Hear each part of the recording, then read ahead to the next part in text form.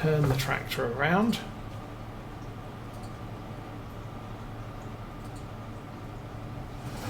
And get the steering wheel straight, and then, oops. Alt and X will put me back on driving the course. So we drive up to where we want, we put the header down and off. Okay, we lift that up and we back up. And as I was saying earlier, VCA does work with guidance steering, which the enhanced driving mod didn't.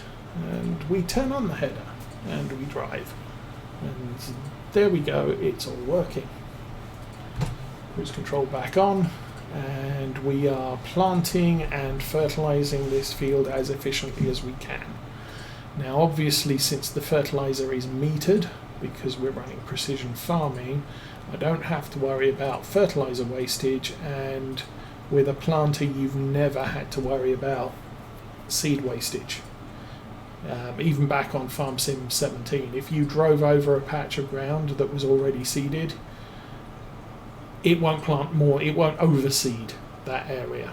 It'll just not put seed in the ground, you won't use it up. Okay, once again we get to the end.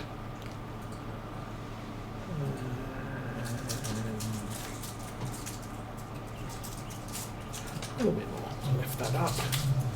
Turning the wheel automatically disengages guidance steering. You must straighten up the wheel before you re-engage it. If the wheel is off by a little bit, it will not engage guidance steering. But if you leave your wheel absolutely straight, guidance steering will now take care of driving. It's one thing I miss about this version of GPS with the Farm Sim 17, which was made by a different programmer. You did have the ability to skip rows and turn at the end of the row. So when you got to the end of the row, you could set it to turn right, and the tractor would do a 180-degree turn and attempt to come straight back down the adjacent row. Unfortunately, if your tractor didn't have a good turn radius, which this one adequate for the equipment we've got on the back, but if I was running a 6-meter seeder, it wouldn't be able to turn within the row. So, for example, we will now do a turn here. Full lock. I turn a little bit wide, but I'm already coming back onto the adjacent track. Re-engage, and it will turn me onto the track. Lower that back down, and off we go back down here.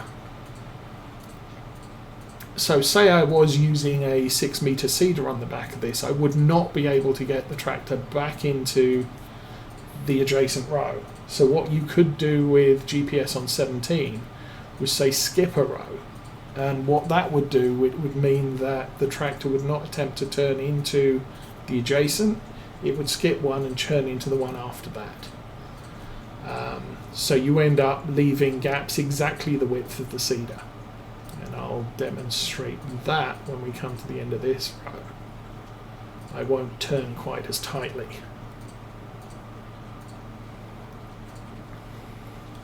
And then what you can do with that is,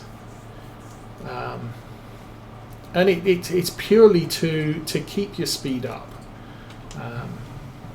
So if I couldn't make that tight turn, I would go one path, two paths, set straight, put the track back on, and we're now going down the adjacent row. And you would then seed the entire field adjacent rows, and they're exactly the right width apart that you can come back using GPS to cover the rest of the field. So you go across the field one way, adjacent rows, and then come back adjacent rows going the other direction. So we'll lift that up because we are good there. So sort of at this point, I would be looking at, well, I know I can't make that 180-degree turn, so we'll disengage, we'll swing a little bit wide here, and then come back in, and then engage on this row. Now I would do adjacent rows going back the other way and complete the entire field. So drop that there.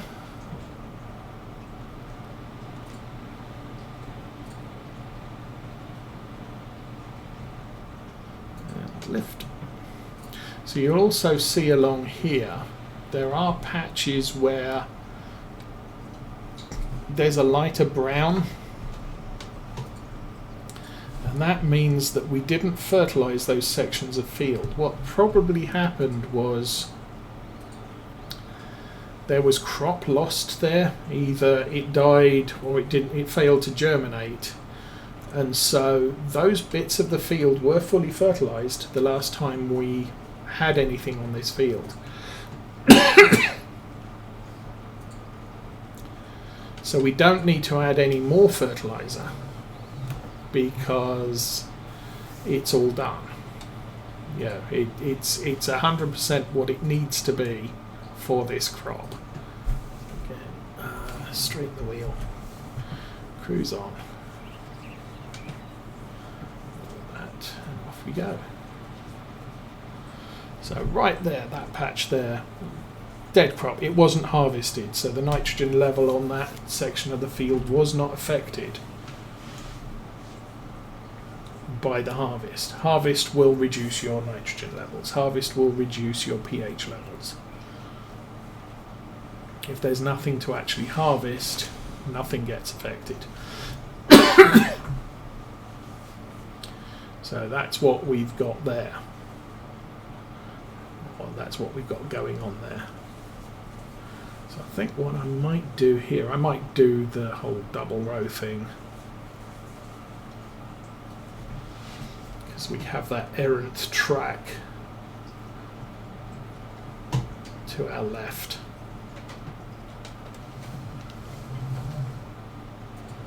So that's the first adjacent, that's the second. I'll go for the third. If I turn it in just a bit, straighten the wheel and then engage GPS, it will finish the turn in, get everything lined up. Lower the thing and go. We're down to 100 litres of corn seed left. So the reason I've done this is because it now gives me a better idea of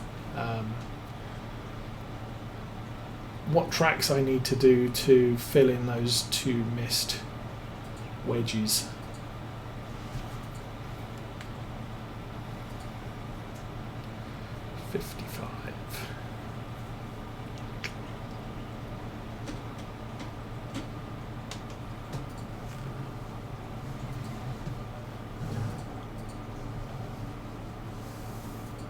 Have to go quite so far down to get this bit done. X.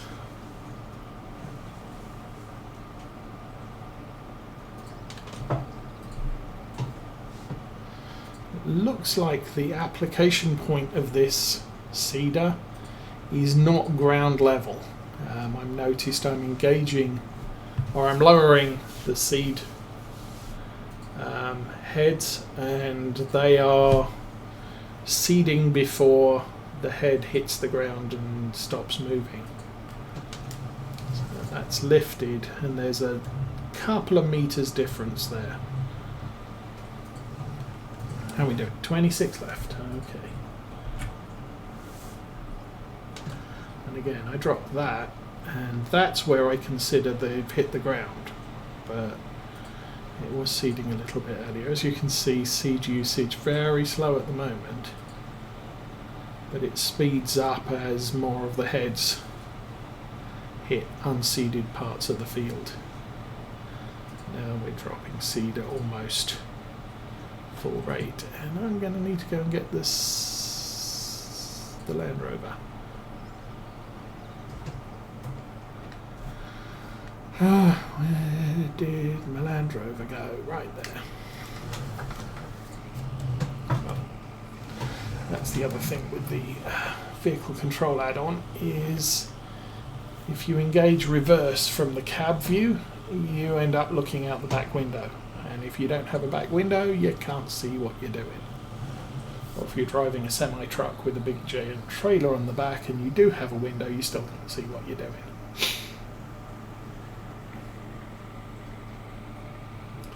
Okay, somewhere up here.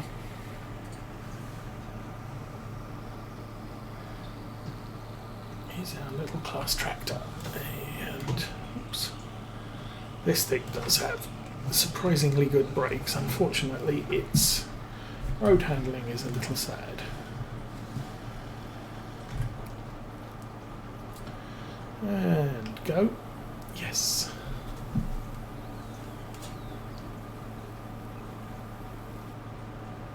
There we go. So we've got everything's engaged. Oh. The engine turned off because we drove too far away. But apart from that, we're all good.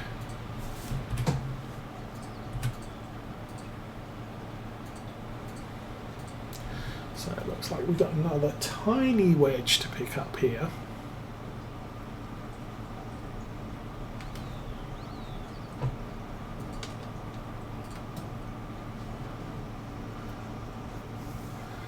Need to run a little bit further out to get us in that turn.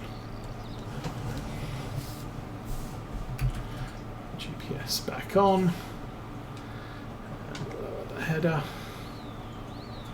Seed head, seed whatever it is, words, things and words. And that is a well-planted field.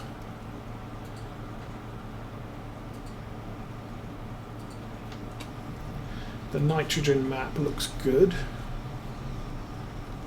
So as I suspected, corn does require a lot of nitrogen. Whoa. And 2 and 1 and engage. We'll just line up on the line. Drop the head and off we go.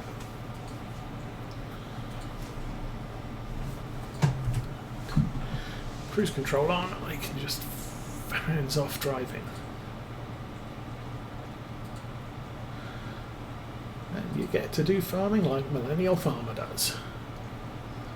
Sitting in your tractor and listening to music, except I can't because copyright. While the tractor does all the driving. Left. You can probably clear that turn. Of course, with a receding edge, not quite so easy to make that turn.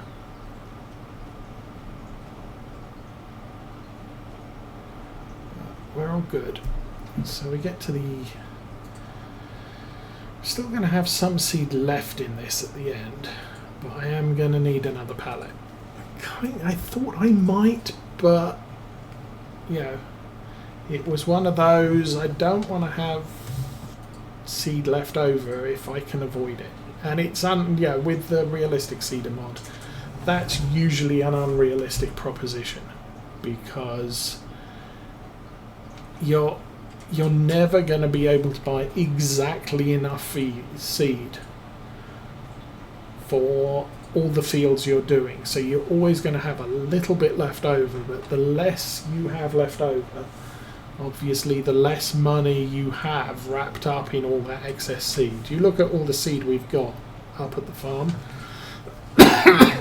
that's a lot of tied up capital that I can't buy equipment with or anything else. So the plan is over time to use that up either on contracts or doing more things on my fields. So generally each year I'm planting canola. So we're going through a lot of canola seed. I don't mind having canola seed left over. But grass, we're not planting grass anymore. So unless a contract comes up to plant grass, all of the grass seed that I have back at the yard ain't going to be used for any reason. And so that's kind of lost capital now. Now we did have the opportunity to replant the field by the castle as a contract. So that was a grass contract, and it managed to use up all my remaining seed, but that wasn't enough to complete the contract, so I had to buy more grass seed. So now I've got more grass seed. Pay no attention to the telephone pole. Okay, and the last bit.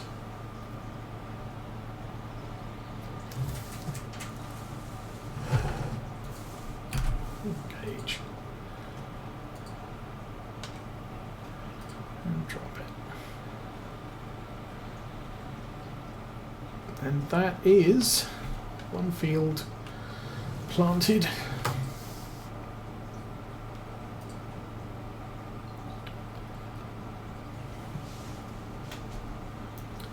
Should wait for that to fold up, and the catch is to engage. And off we go. So now that this plot or this track has been made, I can use it on any field. The problem is I'm not sure I actually want to go that direction doing this field. So what we're going to do is we'll pull in here, and step 1 is at Control S.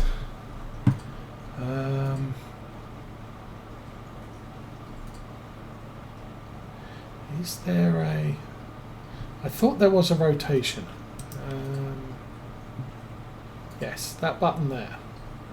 Click on that, come back to here. We'll exit out. We're now heading 90 degrees. Previously we were, seeding in that direction.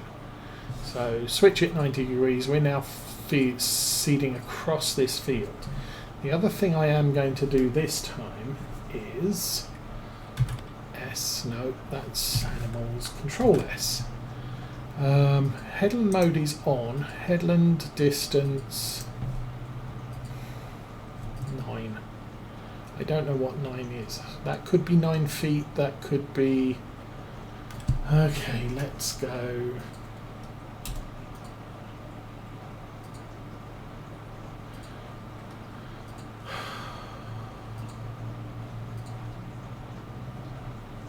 Let's go 60 feet and see what happens. Well, that says 196. Okay, so that does look like meters.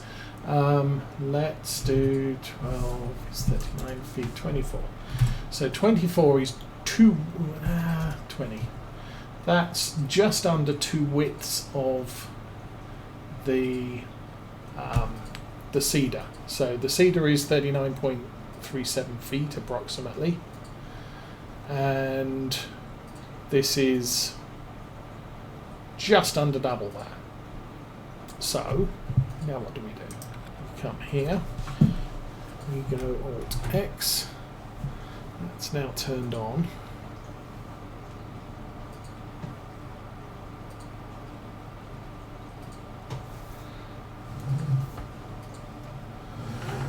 Try and get that, well, yeah, I blew that. I was going to say, we'll try and get this as straight as we can, but I think I failed that task, and fortunately Longhaul not here to bury his head in his hands and say, oh hello, we have a present from the postman.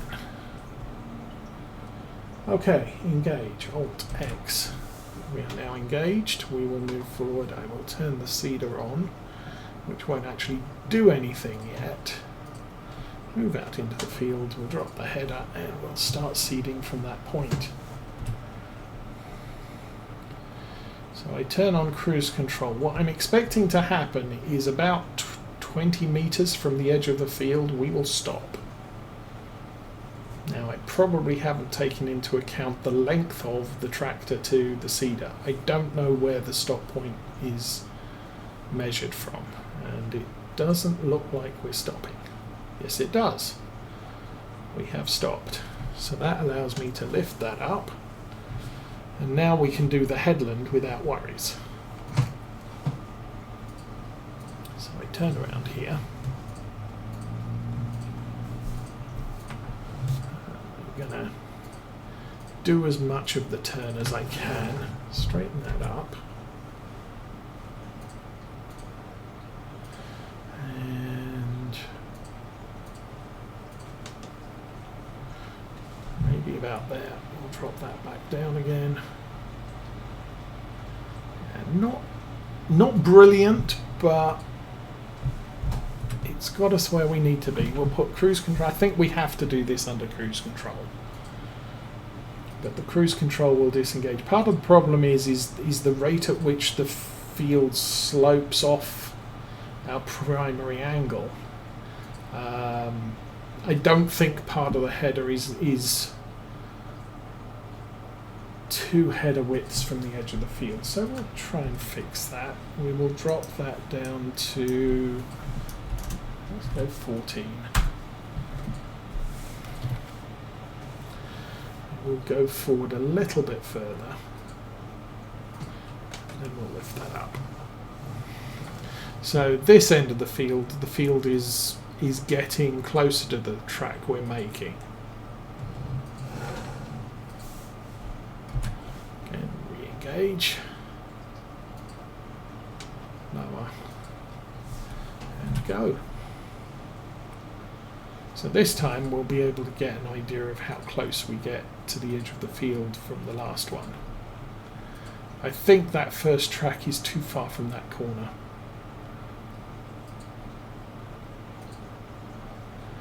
But technically the idea is you don't drive on parts of the field which already have seed in.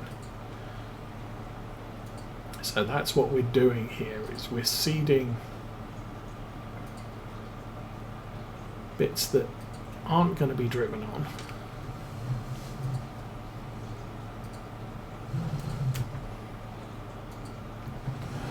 Actually, I think what we might do, I'll run down the field and come back up.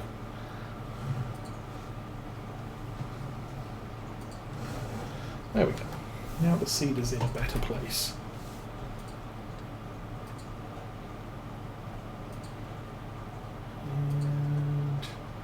That'll have to do. And this is why I might go for a bigger overlap at the edge. We are barely running the edge of the last row we planted, which is exactly what you want to do in real life. In Farm Sim, if you want 100% coverage, you might want a couple of feet overlap between each pass.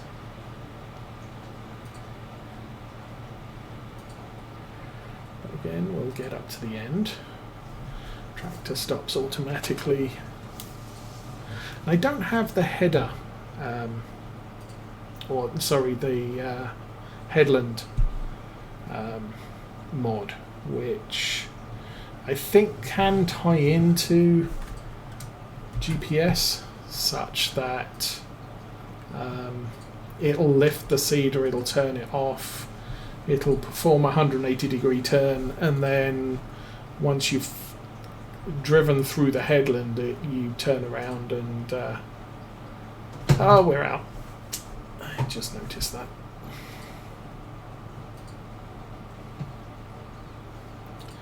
So I will turn the engine off. We will go find the Land Rover.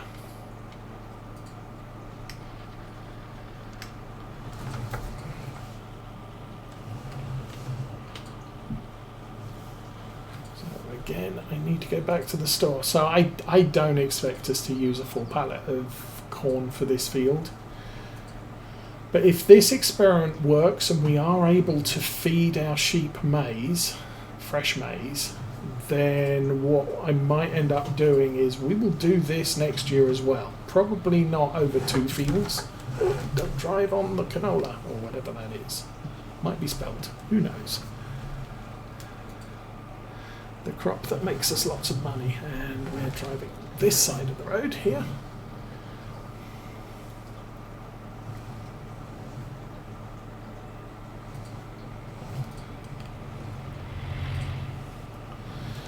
we're driving at 80 miles an hour, which probably isn't a wise idea because we are going to end up in a tree.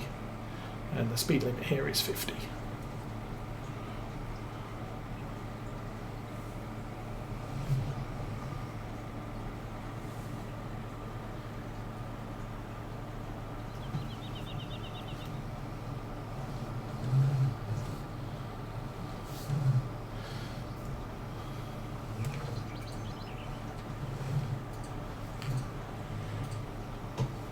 Oops. And like I said, the brakes on this are very, very reactive. P thing, pallets, find the maze. Buy the maze. Very expensive seed. When we look at the different prices, this seed is quite possibly the cheapest and also the lowest use. So it's really, really cheap with this mod to plant a field of oilseed radish. Soybeans 2480, 2360 for canola, but you don't use a lot of canola seed either. Potatoes 1290. Now if we were to buy packs of seed, I think these seeds are 2100 as well, 2835. But I can buy seed potatoes for 1200. So the fact that I use 10 times more seed potatoes to plant a field than I would barley, the seed potatoes cost half as much per pallet. And then all of the extra seeds are just 18.90. That would appear to be the default price of seed when there isn't the variant provided. Anyway, let's jump out and put that in the truck.